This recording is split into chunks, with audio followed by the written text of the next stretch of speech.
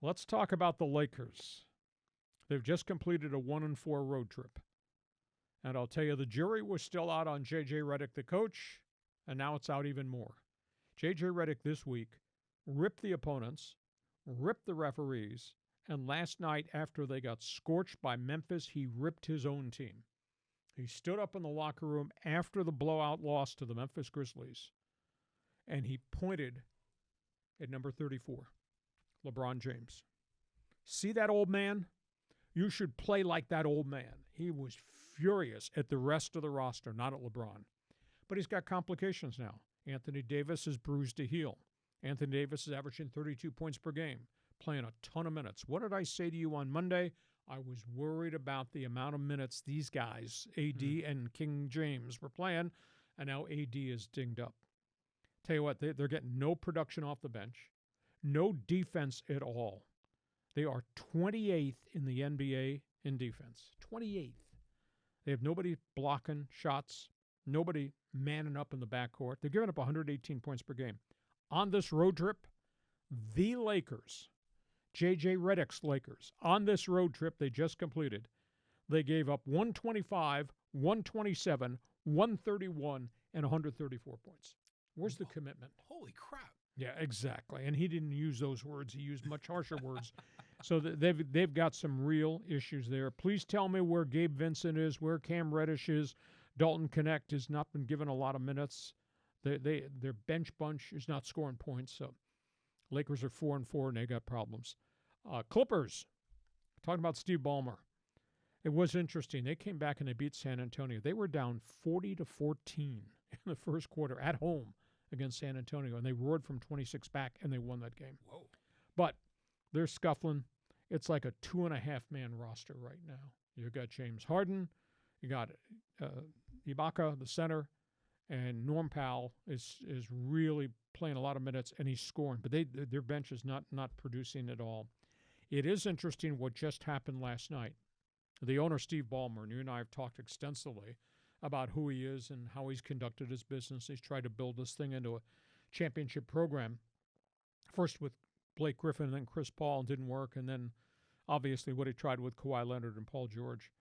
And Ballmer has responded to criticism about why you did not re-sign Paul George. And Ballmer just stood up last night before the home game and said, I offered him 3 years, $150 million.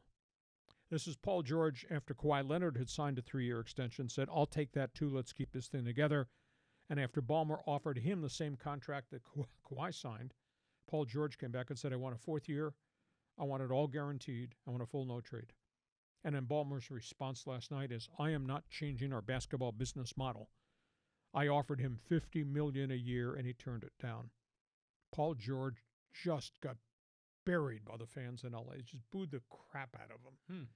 And they're going to play the Lakers. Philadelphia's playing the Lakers, and he's going to get booed again tonight. So big issue there. But Steve Ballmer is going to have to grit his teeth. I think this is going to be a non-playoff team, and he's going to have a lot of cap space. They're going to have to rethink, hit the reset button with that.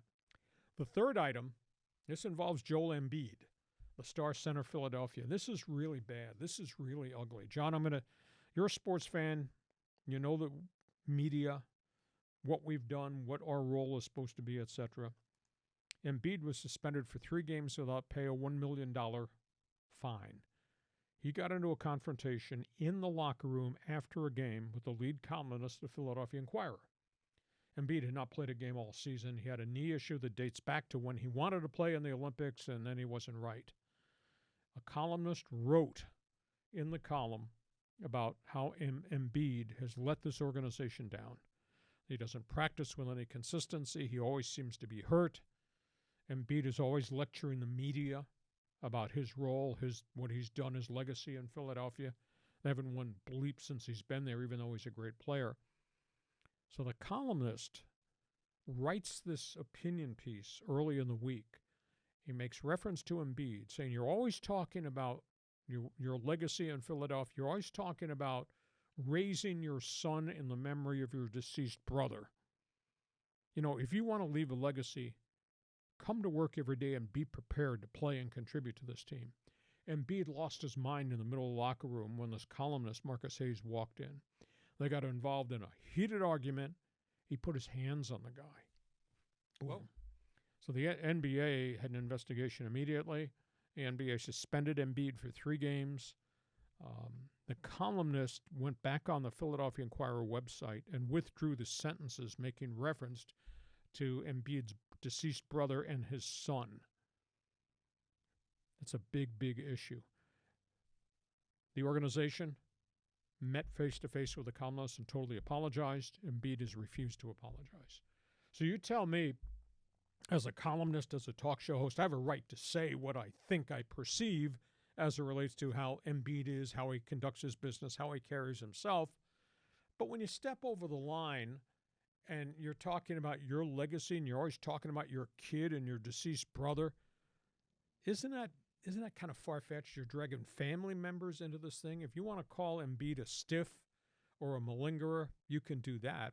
But now to say you want to be a reference to your child, come to work and be prepared to work hard. And I don't see that. I thought that was, for the columnist, I thought that was way over the line. So you're a sports fan. You read everything you can. You know what we say on talk shows, etc. Give me your spin. What's the responsibility of a columnist? I'm just trying to get over the image of Joel Embiid, who's just huge. Can you say 7 foot, 250? Yeah, and confronting just a regular Joe. Like, boom. Yeah, I mean, imagine if you got into a brawl with Joel Embiid. He's like twice your size. I mean, he would just crush anyone he got around. So clearly, you don't make comments about deceased, brothers and kids when you are challenging him and essentially challenging his manhood. I thought it was way over the line. It was over the line. But Embiid obviously needs to control himself. Embiid's a smart guy. He really is. But sometimes he makes dumb decisions like that. So he just has got to tone that back. I'm thinking about 134 points for the LA Lakers defense. Yeah. I mean, it's hard to score that many points in a game. They're not going to win anything playing defense like that. JJ Redick, we're 8 games into the season. It's like he's lost his mind. I mean, up and down the sidelines. He's barking at everybody nonstop. His post-game press conferences are kind of like passion plays. But you can't lose your mind. You got to solve the situation. But, right. See that old man? You need to play like that old man, making reference to the greatness of LeBron James. So, I don't know, John. I don't know if there's the right hire. But they're not playing very well. I just have a sense that JJ Redick is probably is questioned about whether or not he was legitimate to be a head coach in the NBA. So I think he's puffing out his chest a bit to prove that he is a guy that can do this. But yeah, after a while, the barking wears out its welcome pretty quick. To your point, you got to solve the problem. I concur. And the bench, you look down that bench, is there anybody who can play in the NBA that you really trust on that bench? I'm not so sure. And like I told you last Monday is when I brought it up, AD and King James are playing way too many minutes this early in the season. Way too many. Remember when we were praising Rob Pelinka for reassembling the roster, getting all the glue guys and everybody on that roster? Hasn't worked. And it didn't work. But then for a while it did, and then it didn't. And now they're just kind of stuck in a rut, it seems. All things basketball, feel free to jump on board. Give us an opinion there.